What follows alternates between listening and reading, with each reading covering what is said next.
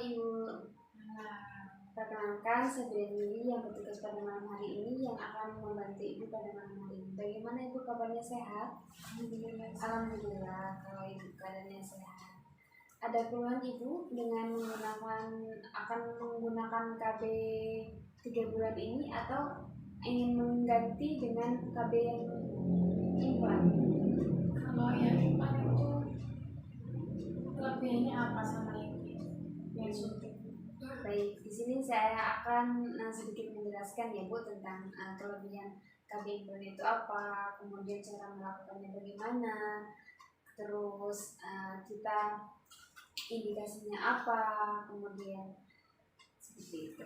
Nah, yaitu yang pertama pengertiannya itu sebelumnya sudah tahu belum pengertiannya? Kalau implan kan dipasangin di sini ya? Ya, di situ. Terima kasih sih.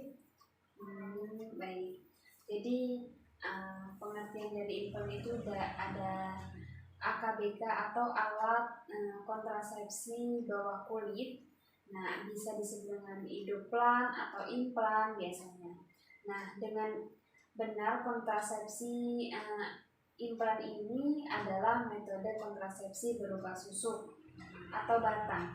Nah, alat kontrasepsi bawah kulit ini yang dipasang di lengan ke atas bagian dalam, kemudian yang berisi hormon atau obat progesteron. Nah, ada juga cara kerjanya untuk melakukan alat kontrasepsi bawah kulit. Yang pertama itu untuk mengentalkan lendir rahim sehingga menurunkan kemampuan penetrasi atau sperma seperti itu. Jadi dia untuk mengurangi reaksi apabila ada sperma masuk, ibaratin itu gairahnya seperti itu. Nah, juga yang kedua yaitu menghambat transportasi gamet oleh tuba. Nah, yang ketiga itu menjadi selaput lendir rahim tipis dan atrofi. Nah, ada juga indikasi yang bisa menjadi akseptor atau anggota, yaitu bisa usia subur, terinduksi, kemudian ibu menyusui, kemudian yang keempat yaitu ada sering lupa pada saat membutuhkan KB, kemudian yang terakhir itu tidak dapat menggunakan kontrasepsi yang mengandung estrogen.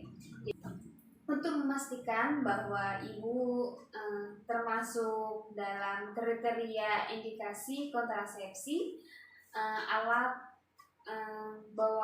kontrasepsi bawah kulit ini yang dapat menyebabkan kembali indikasi kontrasepsi seperti itu. Nah, ada kontraindikasinya Bu, salah satunya yaitu hamil atau yang dicurigai hamil. Nah, yang kedua yaitu perdarahan pervaginan yang diketahui oleh penyebabnya. Terus yang ketiga yaitu ada diabetes mellitus, kemudian ada penyakit jantung koroner, kemudian ada komplikasi lain. Itu tidak boleh untuk melakukan KB hormonal. Seperti ya, yang terakhir itu ada yang menderita CA payudara, kemudian riwayat kanker dan lain-lain seperti itu. Nah, selanjutnya yaitu keuntungannya Bu. Ada keuntungannya menggunakan kontrasepsi AKBK ini. Yang pertama aktivitasnya tinggi, kemudian berjangka panjang, kemudian yang ketiga itu tidak mengandung estrogen. Nah, yang terakhir itu tidak mengganggu reproduksi ASI, kemudian menurunkan kejadian anemia. Nah, ada juga keterbatasan akibat menggunakan alat kontrasepsi bawah kulit. Nah, yang pertama itu tergantung pada tempat sarana kesehatan atau nakes yang sudah berpengalaman atau ikut pelatihan tentang KB seperti itu. Nah, tidak dapat mencegah kejadian PMS, kemudian terjadi gangguan pola haid, kemudian kembalinya kesuburan terlambat, itu sih Bu. Nah, ada juga efektivitas KB implan. Itu efektivitasnya tinggi dengan angka kegagalannya 0,3% kehamilan per 100 itu perempuan per tahun. Jadi untuk kegagalan dari KB implan ini sangat kecil seperti itu. Kemudian ada efek sampingnya Bu. Efek sampingnya itu salah satunya terjadi gangguan pola menstruasi. Itu yang pertama. Yang kedua yaitu perubahan berat badan. Yang ketiga ada perubahan libido. Yang terakhir itu perubahan yaitu jerawat, timbul jerawat di muka seperti hitam-hitam, itu termasuk efek dari efek samping AKBK. Nah, ada juga kapan waktunya yang tepat untuk melakukan menjadi anggota KB atau waktu yang tepat menjadi aseptor KB. Yang pertama itu setiap saat selama siklus haid terakhir atau asal ibu tidak hamil, bisa dipasang. Nah, yang kedua pada hari pertama ke-7 haid. Apabila misal hari ini halangan, ternyata halangannya cuma 5 hari, berarti di hari kelimanya kita melakukan pemasangan alat kontrasepsi bawah kulit. Nah, yang terakhir yaitu lokasi pemasangannya. Nah, lokasi pemasangannya itu di lengan kiri. Di lengan kiri di atas bagian dalam, yaitu bagian sini. Apabila ibu melihat di sebelah sini, nah di sebelah kiri ini, untuk mengalami